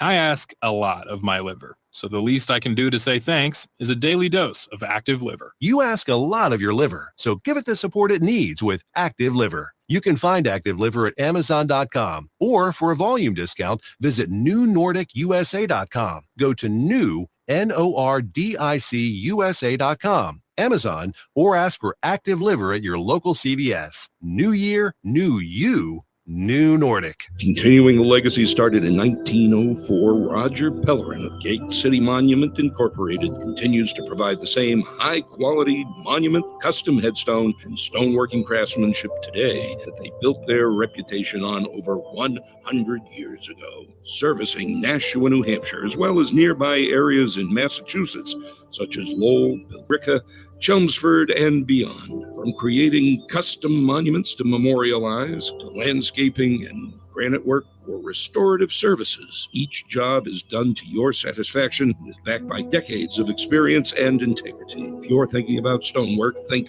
Roger Pellerin of Gate City Monument. Visit online at gatecitymonument.com. Stop by and meet Roger at 321 West Hollis Street in Nashua, or call 603-883-7141. That's 603-883-7141. Gate City Monument, memorials of distinction for people who care. All right, ladies and gentlemen, if you're just now tuning in, you're listening to the Common Sense Conservatives Radio, WSMN 1590, WSMN 95.3 on your FM dial. I don't often give out the call signs. I keep forgetting. But Todd, I see Chris isn't here yet, but I don't normally talk about my personal life too much, but with all this adversary going on, these people emotionally charged about this election outcome. I was astonished today. My wife calls me up because we had plans to go to Thanksgiving dinner here this month with some family members, and we were disinvited. You know why? Really? We're Republicans. Oh, yeah. We're Republicans. I was blown away. I'm going, wow, all this time I've been a Republican and I've been among family members. I don't talk about it, but we were informed that we are Republicans are dangerous and can't be trusted. And so it's just, but I'm not mad, but I'm just kind of like a little astonished that actually happened. Yeah, no evidence to support such nonsense. I mean, it's ridiculous. All these years, dangerous. Yeah, all these years, I've never been threatening with family members, so I'm a little concerned how it turned out this way. But well, I thought I'd share that little bit anyway. All those years of working, paying your taxes, doing the right thing generally, trying to stay out of trouble, leaving people alone. Heck, that just shows how radical you are. Actually, the family member this comes from, I was surprised because I thought they were really stable. And they are. They pay their taxes and have a great job, great career, very responsible people. So it's not that sort of thing. But it's just, I mean, but some of the most psychotic people that are out there in our history have held jobs and seem normal until all of a sudden they're not, and the neighbors are like, well, I never knew that was going on, and next thing you know, they had 15 bodies under the house. In all honesty, I think 15 body only. John Wayne Gacy or right. I mean, but people that entertain children as a clown, and he's hiding bodies in his literally was hiding bodies in crawl space. Absolutely. I mean, but I'm not saying your cousins or family member, whoever this is that way, but I'm just saying people can seem very normal and carry on normal until that one little thing that blows the whole thing wide open. And sometimes I think, go ahead. Well, what we got here is an emotional response. Of course. And of course, under this emotional response over the stresses of the situation, they become a little unstable or a little unhinged about the circumstance. Now they feel like lashing out. And this is what we see. And I kind of bring it up in a way because I think people should just be more concerned about it. I mean, talking about humbleness earlier, but when it comes to family members and stuff, don't let this stuff get in your way. Don't get angry with them. Just be tolerant of them because they're upset. And they're angry right now and they're lashing out. You might have friends that way. You might even have people in the street. You're wearing your mega hat or whatever, and they'll probably flipping you off, screaming at you. Kind of like that event we did down there in Harrisburg here a month or so ago. And we got at least two people. That's how you know you're affecting people. At least two people yelled out derogatives towards Trump as they went by, in their cars. Well, I saw all kinds of rallies, kind of like what you're talking about, just, mom and pop rallies, if you want to call it, pop-up rallies that weren't necessarily even affiliated with the campaign. And people are like, oh, look at the Trump rally, it only has 25 people. And I'm like, do a pop-up Kamala, right next door. I dare say you're not getting 25 people. And then if they want to go like, oh, look at the Trump campaign or look at the Trump rally, only 25 people. First off, it's some people locally that are just getting together saying, hey, let's come together and have a quick rally or whatever, probably putting together in the last couple of days, and you're getting 25, 30, 40 people. To me, that says a lot whenever Kamala couldn't do anything close to that. So. But you should have been my think tank back when we were planning this event. I should have put it out there as a Kamala event, then threw out the Trump sign when everybody arrived. JK. Hey, JK. Hey, as long as you're here, just listen to what I got to say. Or go out there and pretend like, you're for Kamala and do like a hidden camera thing, and list all the things Trump's for, and to see how many people, Kamala, and be like, oh, by the way, building the wall, Kamala's not for that, and go through the whole list of things. This is a Trump reverse thing, yeah. Just kidding, gotcha. And those street interviews, some guys did that. They were like, what do you seen those, right? What do you think about this? What do you think about that? The man on the street. You know that's Trump's plans? Yeah. Oh, on universities, they try to they pontificate. They use big words, and all of a sudden they agree with the person. It's like, oh, by the way, that's not Kamala's, that's Trump's, and they're like, oh, and they try to backpedal out of it. The cognitive dissonance started kicking in. Oh, absolutely. Yep. Rich, you got something on your mind? Your face looks a little red. No, that's always looks a little red. I'm pink. I'm a person of color. Didn't you know that? Yeah. Well, I'm figuring that out. I kind of thought your face was red because you're preparing for your Santa Claus role as it's coming up. No. It's no. I was just thinking, while you guys were chatting there, people really we were talking about earlier about how they get things wrong, and I was just thinking about and look at these numbers while you guys are chatting about that subject. The Des Moines Register said that Trump was going to lose 47-44. He won by 13 points. I think the Des Moines Register owes the citizens of Iowa an apology for their fraudulent poll. That's just, look, guys, that you didn't get it wrong by a point or two. That's not within the margin of error. No, that's manipulation. Yeah. Trump wasn't even close. He clobbered in Iowa. Give me a break. Yeah. I even saw on social media, on YouTube and other things, some of the left-wing commentators talk about, they're like, that's not anywhere remotely true. Even if she does win Iowa, the numbers are completely wrong. Even they said it was wrong. No, but now Nevada's numbers are up to 88%. Trump is holding a 5-point lead there. So there's no way she's not going to. So Nevada's his, as I said. Arizona is up to 65. It's so slow coming in there. He also retains a 5-point lead there. It's identical, 52-47. So only the numbers different because Arizona's got much larger population. So it's all, but it's up. That's it. Those are the only two states left on there, and Trump's going to take them both and be over 300 electoral votes. And it's a red tsunami, man. I love it. But it's guys. the AOC is on Instagram. It's the end of the world as we know it, and isn't that good? We don't like this world that they've created. No. We need to get back to a factual, more level-headed, common sense world. That's where we want to live. And the Republicans are closing in on control of the House. They have, depending on which site you go to, 204 or 205 seats now in the House. 218 is needed for control. They had 220 to start this. About 40 seats, a little under 40 seats left. If they can run the table a little bit, they can pad their lead. Right now, we don't know who's going to control the House, but the Republicans need to control it. Otherwise, articles of impeachment will be the first thing comes out of the House in January. Yep. You're right. And then, like you said, 205 to 218 needed. So, but the Dems are at 190. I know the Dems are going to pick up more seats when Washington and I think Oregon reports a few things, but I don't know that they'll get to 218. I don't know that that's going to happen. It's possible, though. Well, we got 3 districts left in Pennsylvania. They yet to call here. All 3 are being led by Republicans. That's good. We've got in Pennsylvania 8, Robert Bresnahan with 51% of the vote to Matt Cartwright with almost all the votes in, 51-49. He's got a 7,500 vote lead. In Pennsylvania 7, which is very close to Philadelphia, just north of Philadelphia, Ryan McKenzie has 200,000 to 195,000, almost a 2-point lead against Susan Wild. That's another Republican. And the one that I'm most concerned is my district. Scott Perry, the former leader of the Freedom Caucus, has 203,000 against Janelle Stelson, the carpetbagger television news anchor from Lancaster, who doesn't even live in our district, lives on the other side of the river. He leads her by 7,000, and they haven't called these. So those 3 races, should those 3 go the way they look like they're going to go, then Pennsylvania's delegation will have gone from 9 Republicans, 9 Democrats the last time around, but we've lost a seat now because of population shifts, to 10 Republicans and 7 Democrats. Wow. Yeah. I'm looking at the map of California, and I'm just color-wise. Most of the state area-wise is red, Republican. And of course, population centers are blue. So in a sense, if you look at it that way, Republicans control more area in California by that measure than Democrats. It's just interesting looking at the map that way. Well, but I mean, when you have people, 3 people per square mile versus Right, of course. 3,000, that's why. Right. Oh, no, I know. I'm just saying, looking at the colors, it would be confusing if somebody didn't know the how house districts work and things like that. It'd be confusing. But some of these, it's interesting. Some of these things, why they're waiting to call, I guess because not enough votes come in. But in Arizona, they've called some races already, with just 71% of the race, and they call for Paul Gosar, the conservative Republican who's part of the Freedom Caucus. But that's easy. He's got 66%. There's no way. So they've called that one.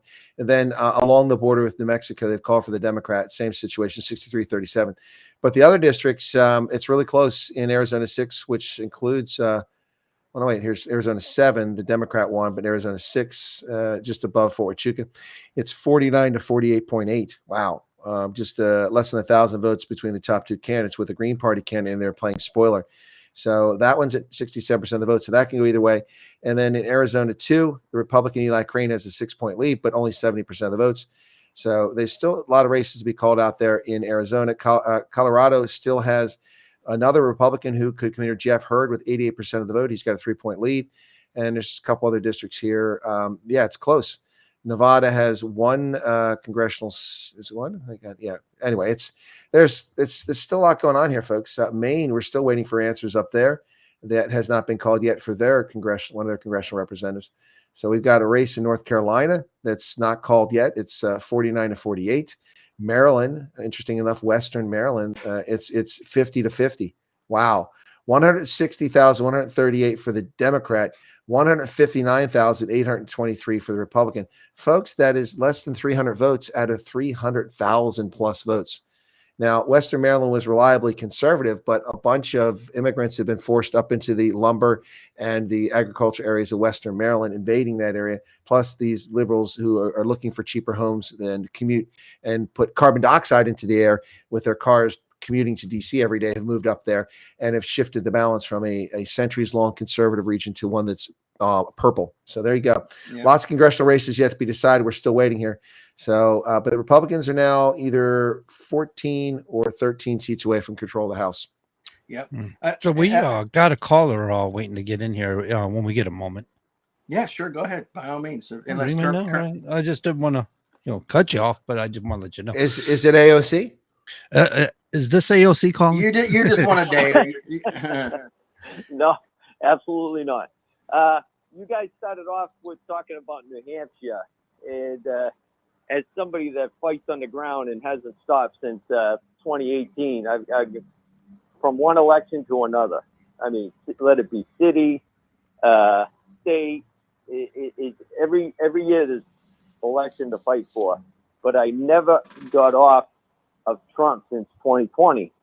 I mean, I was in before, but I just was relentless in the fight for this election that just happened yesterday. Now, as the numbers, I haven't sat down to look at them all totally yet, but I will say this, okay? You added 20 seats, okay, in the New Hampshire state reps, 20 New Hampshire state reps in the House. You added 2 state senators. You elected a governor by name only, a Republican, okay, Kelly Ayotte, okay, who votes like a Democrat, okay, but Trump didn't win New Hampshire? Are you kidding me? Are you kidding me? You guys ain't buying this, are you? Well, yeah, Dan, we were talking about that earlier at the beginning of the show. I brought that up, and New Hampshire has a history for the last few elections where they vote blue on the federal level, but they vote red on the state level. I don't know if that's just a lack of interest in state politics for people, and they just wanted to vote for their federal level candidates, or what's going on with that. But that does seem to be the trend here. It may be the trend, but that doesn't mean that's what's going on. If you get down there and you start looking at recounts, okay? I talked about in one of my phone calls about city elections, okay? When we are outnumbered 4-1, okay, in the recount, okay? And we found changes of upwards of 120 votes in the election. Okay. So obviously the Dominion machine is one of the things that's not working properly. Okay. And on top of it, okay, you got the rigging of elections. Okay. Dirty governors, secretary of state, attorney generals, lieutenant governors, mayors, and believe it or not, the clerks are working in on it too. Believe it. Well, I do As far as recall it goes- Wyndham in 2022, was it? They had a recall, and that stood out pretty strong. But you're saying they're finding more anomalies here in New Hampshire. Well, let's go back a little bit. You had a race between that never really transpired. It was supposed to be between Governor and the dirty Governor Sununu, the Republican. It's not just Democrats stealing elections. Dirty Governor Sununu, okay, and between Mike, what was his last name? Mike Gill, okay. Now Mike Gill was at the time you had Secretary of State Bill Gardner, okay, and Deputy State Deputy Secretary, David Scanlon, who were colluding with the Derry clerk Erin Dietrich and her minion Dan Healy, okay, to take Mike Gill off the ballot.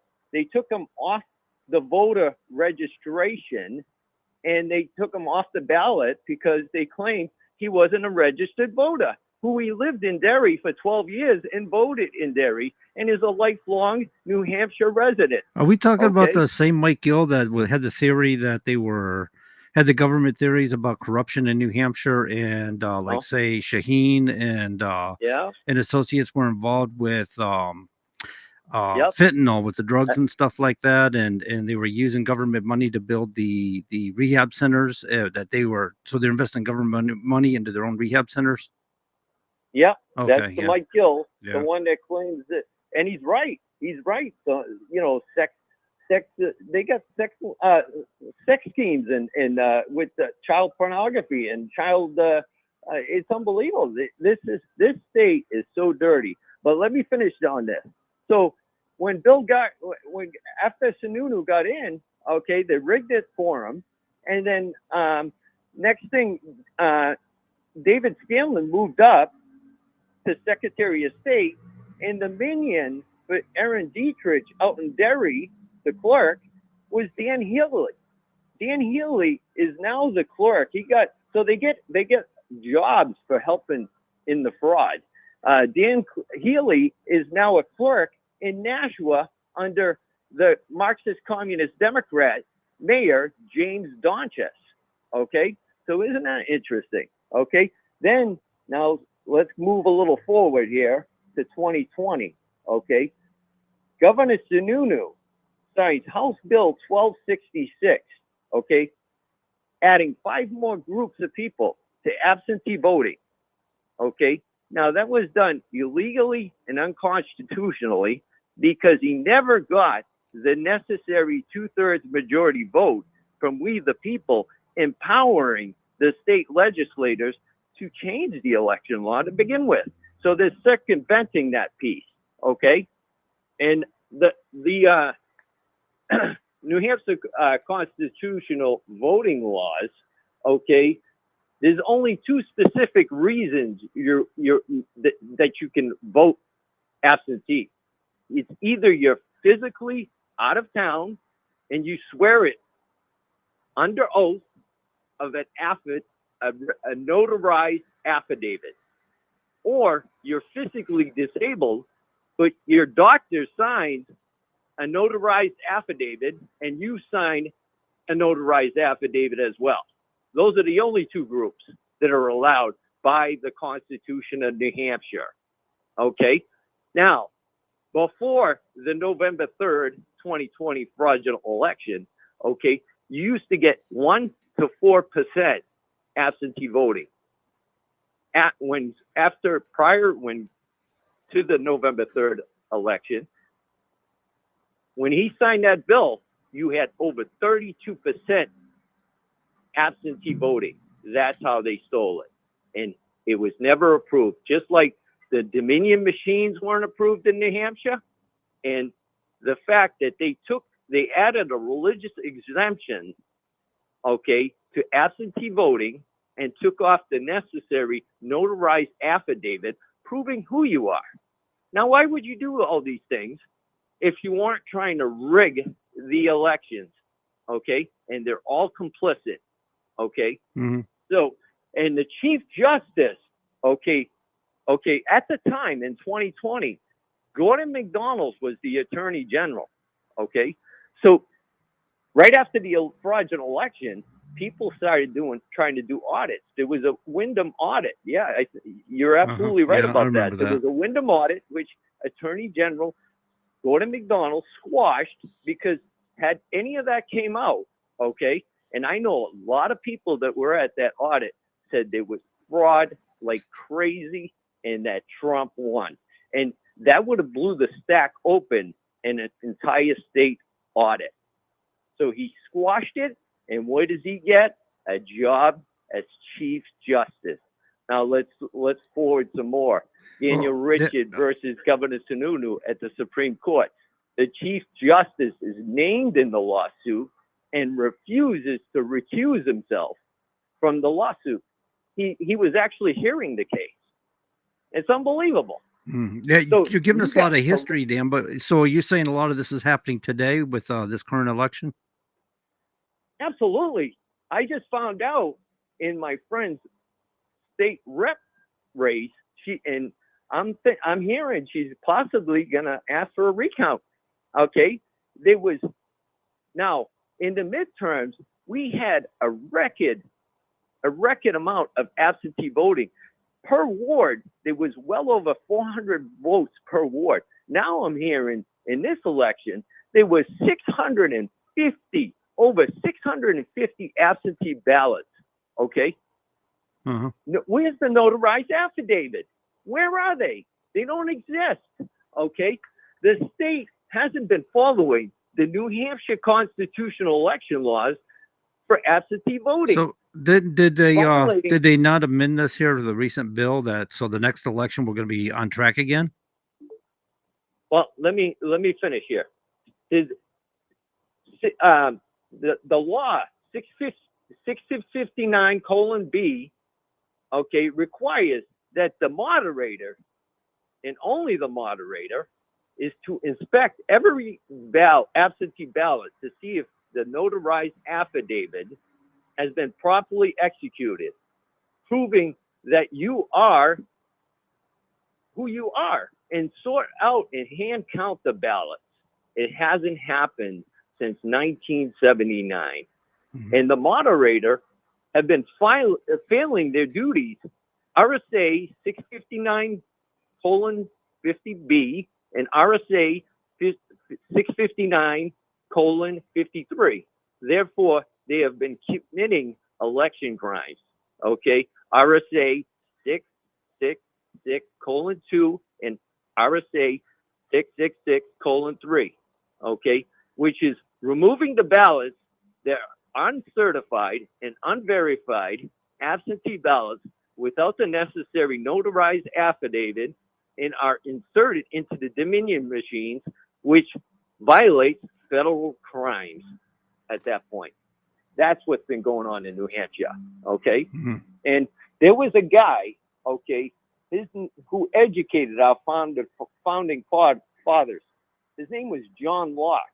He said that those who are in power, when those who are in power change the way you get elected, there are no longer the elected representing the will of the people. They are the representation of the body of the people who put them there. Right. So right. Yeah. it's pretty simple. George, and the government dissolves itself and no longer becomes a representative of the body. George Washington gave us a similar warning in his farewell speech regarding parties and how they work and leading to despotism. And I think that's a lot of what we're seeing here is parties are disregarding the voters and the people. But I do kind of have to move on here, Dan. Did you have anything else or can... Well, I have one more thing. Yes, I don't know. I was working the elections all night through the night from 2 a.m. in the morning. Okay. At 4:30, I started seeing cars. The polls open at 6 a.m. At 4:30, I started seeing the parking lots fill up. By 5:45, the parking lots were full everywhere I was going. And I'm going to tell you, the people came in droves in New Hampshire, and they didn't come to vote for Blackstone Kelly Ayotte. They came to vote for President Trump. That's what was going on. Okay. And I heard by 3 p.m., 75% of the registered voters in New Hampshire had already voted. So it's going to be interesting to look at these numbers. Absolutely. That's pretty much all I got to say. All right, man. Thanks for calling and keep us informed on these numbers when you get them all together, and let me know. Take care, guys. All right, you too. Bye. Interesting numbers there, for sure. Definitely not a fan of Kelly Ayotte. And I, all the stories that I hear, I can see why. I mean, like you said, Blackstone Kelly Ayotte, sellout Ayotte, or whatever the nicknames are. Name recognition went a long way in that election for sure. I mean, we'll see how she governs. I think we had a good bet with Morse, and he lost his bid with Ayotte, like you said, name recognition in that regard.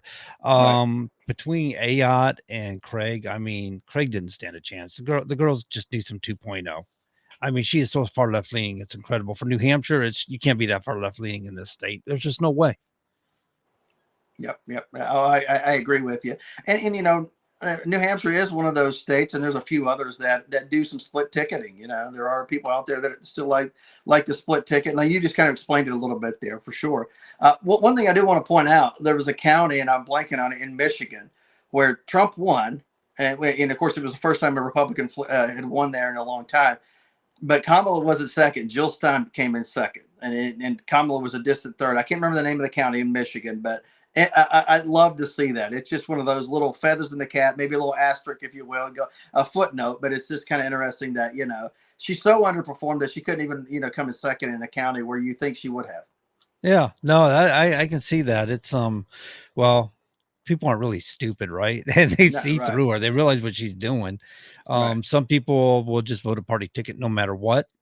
And you get those people out there that see that they didn't want to vote Trump. So here comes Stein. Yep. Oh, yeah. So, yeah, it's pretty interesting. You're right. That's kind of an interesting little anomaly. Yeah. Well, Jill Stein had no impact whatsoever on the race here in Pennsylvania, just a few tens of thousands of votes. And that's even without Stein and Oliver on the race, it wouldn't have mattered. Trump won. But interesting thing, look at the exit polls here in Pennsylvania. We talk about black men and the numbers, the argument that black men were leaving Kamala Harris and Democrats in droves. Well, I think in Pennsylvania, that certainly is borne out. Now, black men made up just a small portion of the electorate in this race based on exit polls. Black men and women made up 9% of the people who voted, according to these exit polls. But black men, which wound up being 3%, so they were outnumbered by black women 2-1. They voted, 26% of them voted for Trump. So that's nearly 1% of his total votes came from black men. And that's a huge jump. That's 3 times what it was in the last election. So, I mean, he went from 0.3% of the vote to about a full percentage point just because of black men. Yeah, big deal. That's been the something we've been calling about here. We've been seeing that. Yeah, we have. And it occurred. It sure did. Whereas black women, 97% voted for Kamala Harris. I guess they think she's a black woman. Yeah. Well, and it was another demographic. Parents, male and female parents voted for Trump by, I think, 1 to 2% points there. So I think it's kind of interesting there in that demographic. People that, raising their kids, trying to do the right thing, whether it's 2-person household or not. Trump won those because people realize, hey, the future's dim for their kids if they put her in there. So they saw the writing on the wall. So it's an interesting statistic, I think. So Chris brought up women, and it kind of makes me think a lot of women voted for Kamala just because they wanted to see a female president. Do you think that was an issue? Oh, it was. The other issue is the fantasy of abortion, which actually was on the ballot in 10 states around the country. Yeah. Had mixed results. Unfortunately, in Maryland, there are now no restrictions whatsoever on abortion, including how long in the pregnancy. So in theory, they'll deny it, the Democrats, but the Maryland law now, courtesy of a ballot initiative, means that a woman 9 months pregnant can walk in and have that child terminated. Yeah. Wow. So to all those people who love to drink and drive, I mean, as soon as you kill somebody, jump out and say, "Hey, it was an abortion. It was an unplanned abortion. He didn't realize he was being aborted, but you killed the person." So maybe you can get out of the drunk driving situation altogether because, hey, claim to be an abortion doctor. I don't know if that'll work. I'm kidding, of course. Yeah, no, you bring up a good point because somebody Right. brought this up on a post, on a social media post about the abortion issue is about Republicans trying to control somebody else, and that's not the No, truth. that's It's being not about pro-birth. this. Republicans are looking for is responsibility. Ty, you got something on your mind? Yeah, I do, and I said that a minute ago, to joke, but basically think about this, and if somebody had a knife and they were wielding it, let's say in a grocery store trying to stab an old lady, and you jumped in and saved the old lady, would you be the one who goes to jail, or because you interfered with his will to basically kill somebody? I mean, it's no different. I think it's no different in many respects. No, it's not. But the thing about it is, and to your point right here, I actually heard the argument about, well, sometimes mistakes happen. Women get drunk and they act out and become impregnated as a result. So why should they be punished for 18 years? I'm like, well, go ask the drunk driver why he's in jail because he caused somebody to die because he chose to drink and drive. What's the difference? Yeah, and drunk drivers usually get slaps on the wrist in most respects. I don't think somebody should have to pay with their life for somebody else's mistake. Yeah, right. But at the same time, depending on how you approach it, there are no mistakes in that.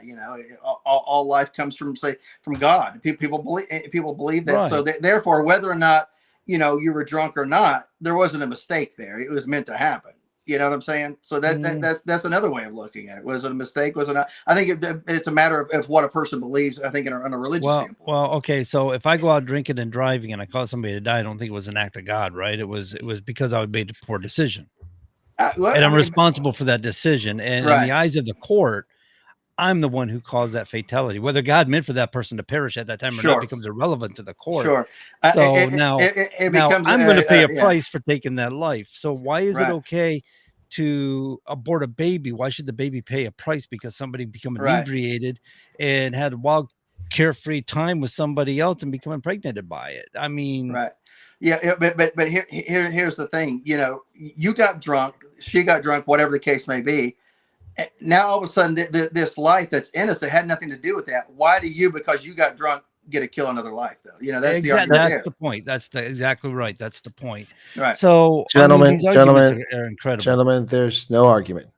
We hold these truths to be self-evident that all men are created equal. They are endowed by the Creator with certain unalienable rights. Chief among these are life, liberty, and the pursuit of happiness. No human being has the right to terminate a life. For decades, the leftists have tried to make the argument that it's just a clump of cells. It's not. It's a fetus. It's not a life. This is a lie. It's science deniers who say such things. It goes against the laws of science to deny that an embryo is not a human being. And then they look like a fish at the same stage. This is disgraceful. So life, certain unalienable rights endowed by a Creator, life, liberty, and the pursuit of happiness. The argument is over. Now, we can have a moral argument about whether it's right or wrong to terminate life. I'm going to tell you, as someone who supports and defends the Constitution to protect those unalienable rights of humans, the natural rights that we are protected from our state encroaching on, we have an obligation to protect life, those of us taking oath of the Constitution. And that's what I did. I protected life throughout my entire time in uniform, and I continue to do it. You cannot, in good conscience, tell me that an abortion is morally acceptable. It should be a last resort of no choice by people who are responsible and find themselves in circumstances in which the life of the mother is in jeopardy, the child is not viable, and would suffer horrible pain as a consequence. And even then, it's questionable whether some people would say. But the point here is that this is not an academic argument, but emotion overrides reason in this discussion. The whole concept of abortion even being discussed in this election, which cost Trump probably about 6 million women's votes, I guarantee it. 6 million easily. It shouldn't even be on the ballot. It's not. It's not on the ballot at the national level. Trump and Harris, neither one of them can do anything about abortion. Nothing. No executive order, no legislation sent to them. This is nonsense. We should not be discussing this topic. The people in the 10 states who put this ballot initiative on their ballots, they should be discussing it. The rest of us should be discussing Kamala Harris's inability to string two sentences together if the teleprompter breaks down. That's what we should be talking You're asking an awful lot of her there, Chris. about. I am. I have high standards. I expect people to be able to walk and chew gum simultaneously. Well, I think she can do that. She just has troubles with words and thoughts. Yeah, no, you're right. But my whole point of it was responsibility. You know, it's not that somebody's trying to control somebody else. No, I'm with you. They're just requesting people to be responsible for themselves. Well, and their actions. Republicans tend to expect people, except for Rhinos, to be responsible for their own actions. Yeah. Yep. So somebody's asking about BRICS. How will Trump be towards BRICS? What do you think, Chris? He'll be probably a bit hostile towards BRICS, or probably more likely be dismissive, because BRICS is a joke. It's not real. It's a club of dictators and wannabe dictators who get together, socialist, fascist, who pretend to have a group, but there is no trade agreement. There's no lowering of barriers, tariff barriers, or artificial barriers between these countries. There's no mutual defense pact. There's no intellectual property protections or access. There's nothing. It's just a group of people that got together based on an acronym from an economist in America called BRIC, trying to explain the economies that should grow in the early part of the 21st century: Brazil, Russia, India, and China. And then just, for giggles and grins, they threw South Africa on it, which is a joke. But South Africa's economy is a rounding error. It's not even a dot in a sentence. If you look at BRICS before last year's summit, which I attended in South Africa as a journalist, I was accredited at that event. Before that event, there were basically 85% of the gross domestic product of BRICS was China. And China had an economy 5 times as large as what it was 25 years ago, courtesy of Bill Clinton and our Congress's stupidity in sponsoring entry into the World Trade Organization. Had we not done that, China's economy would not be the size it is today. And then BRICS would be just a tiny rounding error. But as it is, BRICS was basically China. And it was just, it's like a gay couple where you have a beard and you go to an event. This is your beard. Right? That's what it was. China, the other countries were China's beard for, international engagement, claiming that they had some organization, but they have no treaties. They have nothing. Ultimately, they're trying to emulate the International Monetary Fund, but they failed to. Well, no. Really, what it is they're trying to duplicate the G7. Yeah, and I think China's also looking for a place to lay all their cheap goods on as well. I know that, that's what. Right, but they already do that. But it's not getting. It's just an effort for China to be in charge of something. They're not in charge of the United Nations. They're not in charge of G7 or the G20 as it's expanded. They're not in charge of anything except the Asia Infrastructure Development Bank, which they founded. And so they want to have weight on the international scene. So BRICS is something they latched onto, and to be fair, it's grown. I mean, you have totalitarian fascist regimes like the mullahs in Tehran who've joined it this year. Saudi Arabia's joined it, another great democratic state. And then there's who else joined it? Brazil joined. Or no, Brazil. Excuse me. Someone else joined it. Algeria. Yeah, Algeria. Yeah. And look, it's nothing. It's vaporware. So the answer is, how will you react towards BRICS? Look, folks. There's a lot of folks who are around the world who are understandably curious about what Trump's going to do. Donald Trump's focus when it comes to foreign policy is going to be Ukraine and Israel initially. It's not going to be South Africa. It's not going to be Brazil. It will be China too, I should say, throw out there.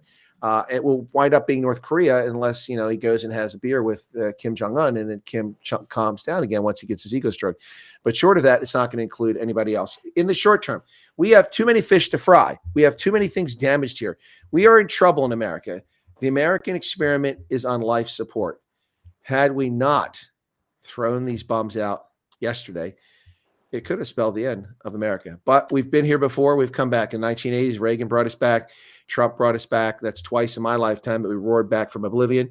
And it looked grim. If you grew up in America in the 1970s with gasoline lines, petrol lines, down the block, no fuel, and inflation, hyperinflation, and then the embarrassment, the disgrace of America, our embassy being invaded and our members taken prisoner and held hostage by the Iranians, the second Arab oil embargo in 1979, the Moscow Olympics boycott. If you live through that time of hyperinflation, the prime lending rate at 16%, America was on its knees. It was a disgrace. Yeah. And then again, after Barry Obama, we were headed down the same path. And we came around and turned it around quickly. That is the uniqueness of America because of our system. We have a system that is based on liberty and individualism and freedom. It doesn't mean you exclude community, but our ability to speak freely, to associate freely, to try to succeed and to fail is what makes America unique. Never mind the fact we have a wealth of natural resources, human capital, infrastructure, all of that certainly facilitates it, but we built all that. So that is why America is unique. And that is why when things go badly, we can turn them around on a dime because we have the ability, we have the wherewithal. We simply need politicians making dumb mistakes not to do that. And then we can succeed. America is on the verge of its golden age. Here it comes, folks. Get ready for it. If you've got a 401k plan, if you've got stocks, get ready to watch them soar. If you are working for a business that's in the right field, it's going to grow, get ready for bonuses and your paycheck to soar. America is coming back. The prime lending rate will go down. And if we can get spending under control, the dollar will strengthen and we will see glorious, glorious days ahead. No, last week we were talking about how this is almost like the Kennedys all over again, good positive growth. We've seen Trump be a Republican taking on a lot of Democrats willing to support him. He's got a marriage of both Democrats and Republicans. There's a chance that he can actually bring some unity back to this country, get Americans back aligned again and get things back in order. I think you're right. I think we just seen the stock market just spike here just as a result of him winning this election, which is an indication that we're going in the right direction, that people in business were looking for him. Yep. I mean, overnight you saw the markets go the other way. I mean, so that there is some validity to that for sure. The dollar rose today. The crypto markets rose today. Everything rose, all of it on hope. We keep hearing about how business leaders don't like Trump. Really? Okay. Well, strange. The market likes him. Yeah. Apparently so.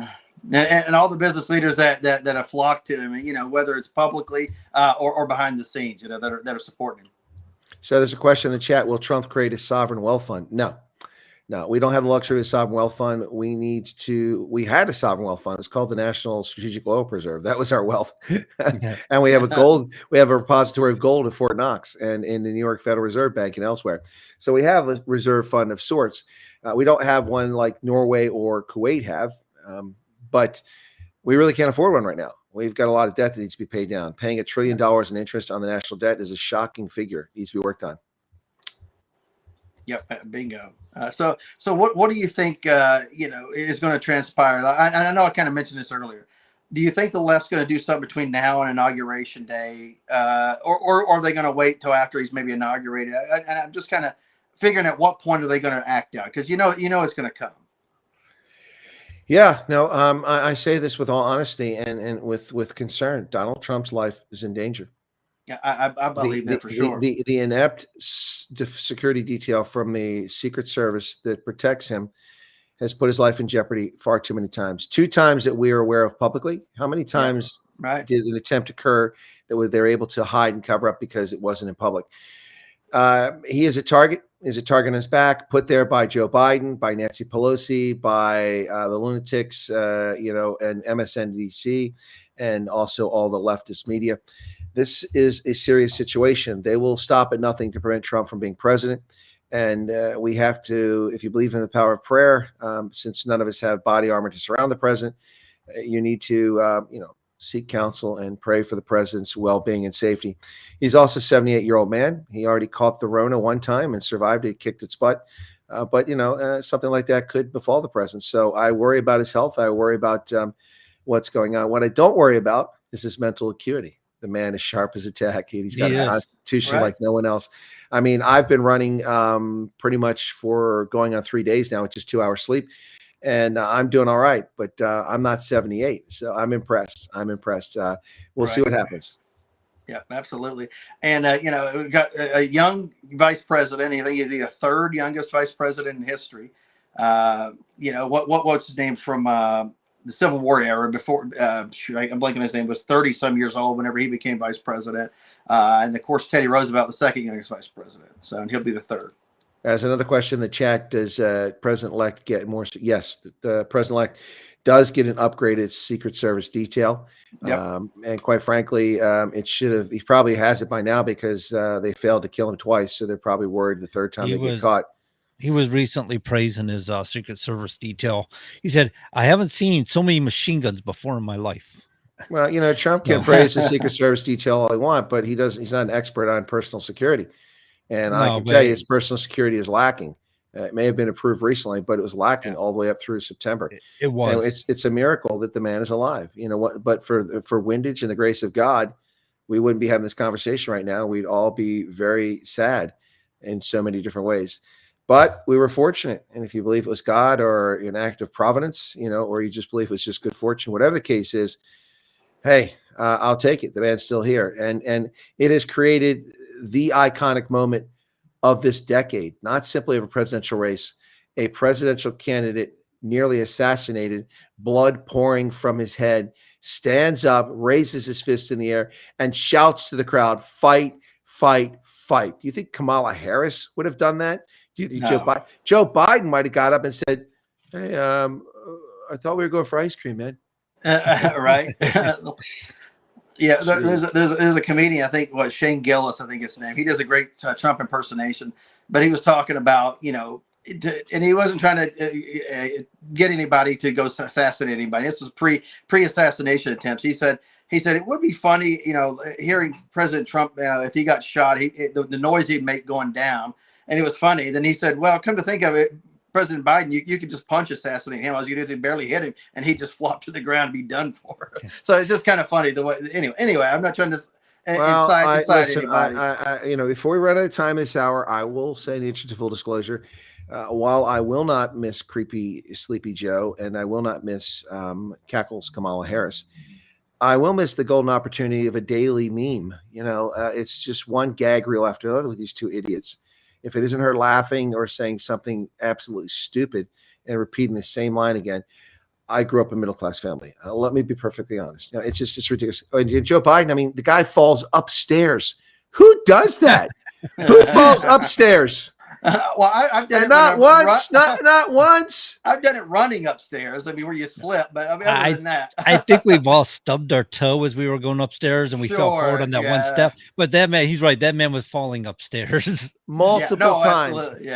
Yeah. Once on Air Force One steps, but they're the same steps. They don't change. They're the same dimensions every time, and he's been doing it for years.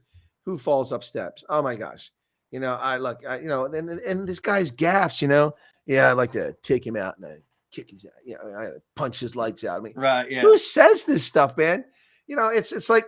By the way, I want to send a shout out, ladies and gentlemen. I want to thank Robert De Niro for bringing his idiocy to Pennsylvania and Harrisburg on Saturday, convincing those remaining who had made up their minds not to vote for the lunatic fringe on the left. He was here in Harrisburg and was unhinged this past weekend. So thank goodness for you. By the way, once again, folks, we did mention the first hour, we are starting a GoFundMe account for a charter service from New York to Havana, Cuba. And we are allowing all leftists to board on the flight free of charge. However, they're only allowed to take one personal item or one bag. That's it. And they're allowed to fly to Havana. There'll be no return trip. And we hope they enjoy life in the communist luxury and paradise of Cuba. Please enjoy yourself down there. And, try to have one of those Cuban sandwiches. I understand that they have the material to make that sandwich about once every 3 months. So enjoy yourselves. I think you're a little unfair on this trip, Chris. I think you need to include a book on how to build a raft from scratch. So when they want to find their way back with the current of the ocean of Florida. No, I will fund 3 new Coast Guard cutters to turn them back. And they will have orders to shoot on site. I've spoken to people who have done that. And you talk about an experience. You will love and appreciate the United States of America if you float that current all the way back to Florida. You'll have gone through a trip. The Gulf Stream does go right past Florida and takes them right up to the North Atlantic. And I hope they enjoy their time in Greenland. I think you're supposed to give them a book that says this only works best in hurricane season. Anyway, no, but seriously, a charter flight free. I know De Niro, Bruce Springsteen, who else? You got Tom Hanks. We've got Cardi B. The list goes on. J-Lo. Hey. Now I think a lot of people are hopeful we might see the list of the freakouts and the white parties and P. Diddy and maybe the Epstein files, and I wouldn't hold my breath on that, folks. But who's actually leading Cuba anymore? I see him calling Trump saying, "You got to take these people back. They're maniacs. We can't take them no more." Well, I mean, I would say that about Ilhan Omar and Rashida Tlaib, although she was born in America. Yeah, take them back. Take them back, please. Take them anywhere but here. Oh, man. Calgon, take me away. Look, So I can't ignore your sign anymore, man. You can't fix stupid, but you can vote it out. We accomplished that. Yeah, you like that sign, huh? Yeah. First thing I saw when you open up the camera, I'm like, oh yeah. Oh, there you go. Yeah, good sign there for sure. Yeah, Trump Vance sign. Yep. Trump Vance sign. Actually, I took them down today. Not because I'm ashamed of them, but I didn't want them to get weathered. So I still have them because I bought these signs or somebody bought them. I bought one of them. Someone bought the other one. No, it's I just said rather fortuitously today. My neighbor had someone in his yard. I walked out to collect the rubbish bins after the trash man came, and it looked like the guy was there to spray his, hose his house down, and of course in this latitude on the north facing side of the house, you get mold. It'll grow on the siding, and if you don't clean it, it ruins the house. Anyway, I had some issues with that, and I was concerned about it. So I went over and asked him when he was finished with the neighbor, setting it up. I said, "Hey, are you guys here to clean house?" And they said, "Sure." And I said, "Any chance I can get you to do the side of my house? I usually do it, but I don't have the water pressure, and it's I'll pay for it." So he came over and gave me a quote. It was reasonable. And then he said, "But I can do your whole house for this much." And I'm thinking, I don't want to sign up for that much. That's a lot more than I plan on spending. In the end, got him to do the whole house, and the whole house was done today. It looks really good. So I'm happy about that. And the only thing I got to do now is get rid of that yellow jacket nest that found itself over by the garage. Oh, those are the worst. Yeah. Is it buried in the ground, or do you have No, it's up by the garage. You got the vent that runs along under the edge of the house, the trim, and it's got air holes in there so air can circulate. Well, they've gone in there and they put their nest up inside there. It's not bothering me, but I don't want them there. I try to contact someone that does removal of bees and wasps and hornets, but he didn't get back with me. There aren't a lot of people that do that, and they're very selective about what they do. This guy's only taking yellow jackets out right now. Well, they're yellow jackets, buddy. Call me back. I've seen some pretty interesting tricks with a vacuum cleaner. I'm sure that would work. A baseball bat works too, but it's less effective. Right. Yeah. Less effective. Don't use fire, by the way.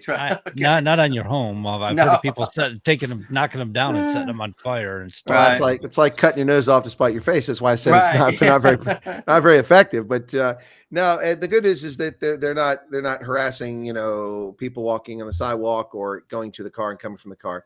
But yeah, these guys, I had some, that stubborn mold that was growing on the sidewalk, and boy, it looks like it was just the concrete was just poured. Looks fantastic. Did a great job. So very happy with the service, and just read. It's sometimes fortune favors the bold. I just went over and approached the guy, and now my house looks a lot better. Excellent, good deal. So couple more weeks to go, or a few more weeks to go till January 6th. I'm just interested to see what they're going to do.